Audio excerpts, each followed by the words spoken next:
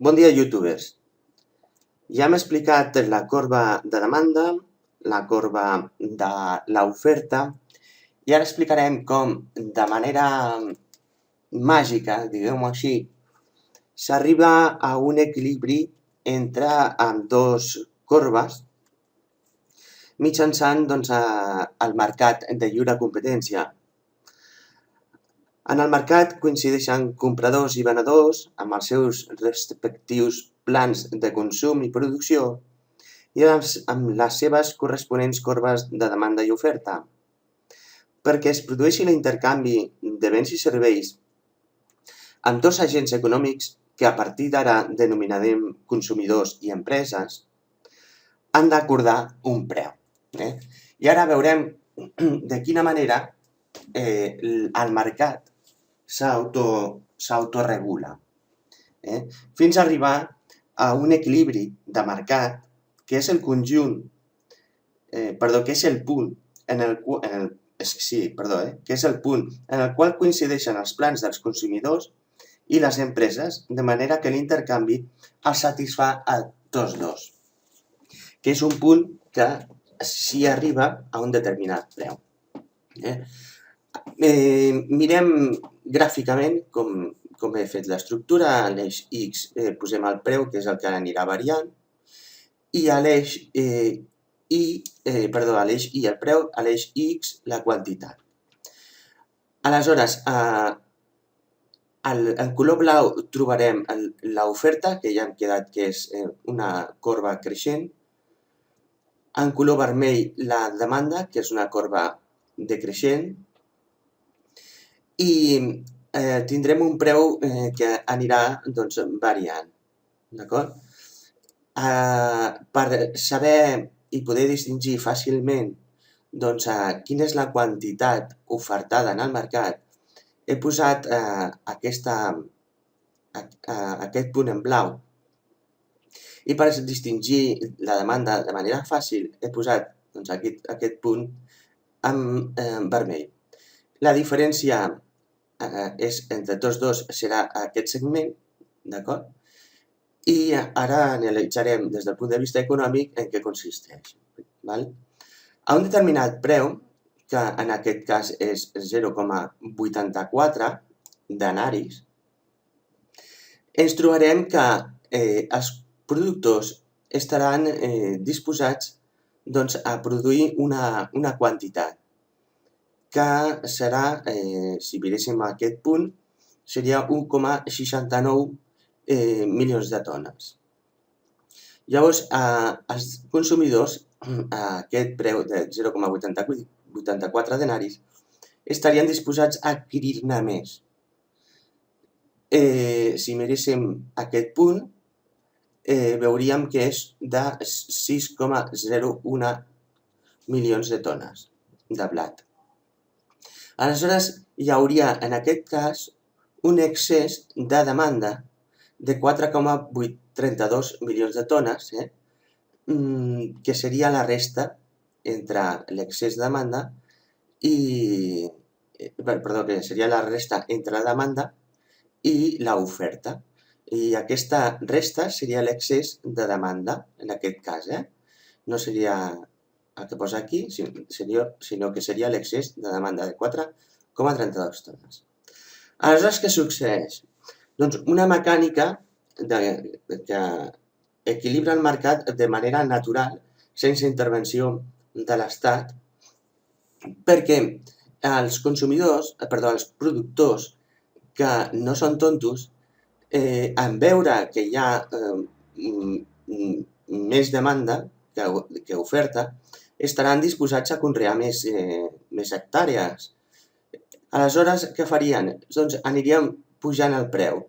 I si veieu aquí, doncs pujo el preu i si us fixeu, doncs ara n'hi hauria més tones de conreu de blat i d'obtenció de blat, i en canvi hi hauria menys gent disposada a adquirir aquest blat perquè s'ha incrementat el preu. però veieu que l'excés de demanda s'ha fet més petit. Els productors, que no són tontos, doncs el que farien seria, doncs, en veure que hi ha una demanda doncs, que encara està disposada a comprar a un preu més alt, doncs el que farien seria doncs, pujar el preu, d'acord?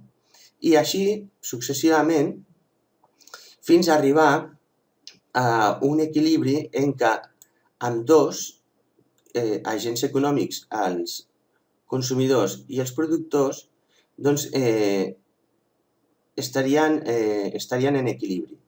Més que satisfets els uns i els altres, el que estarien és en un equilibri de tal forma que,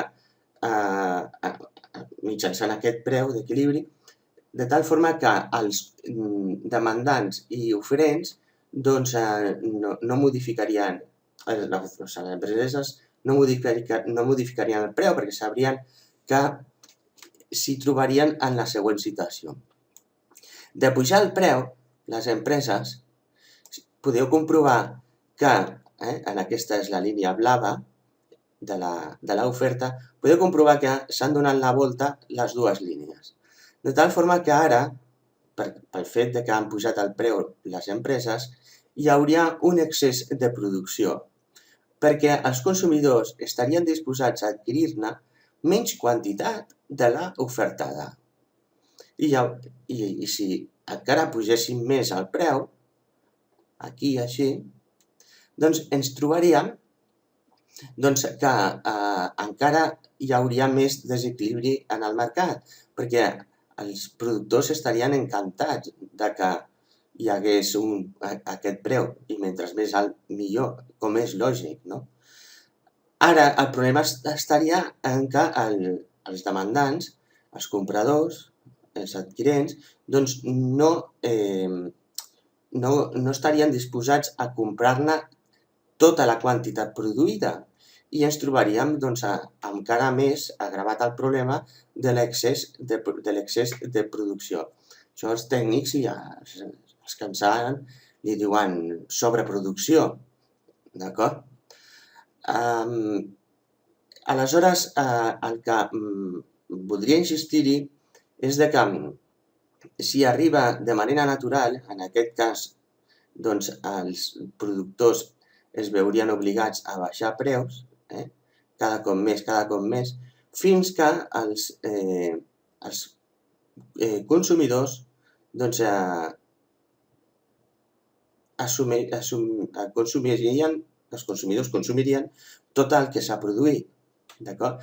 I s'arriba a aquest mecanisme, és un mecanisme natural en què no intervé l'Estat i que s'arriba a un preu d'equilibri on no hi ha ni excés de producció ni excés de demanda. Aquest és el mecanisme general. Posem casos extrems, com per exemple el cas de que el preu és tan alt de que, veieu, els demandants no estarien disposats a comprar.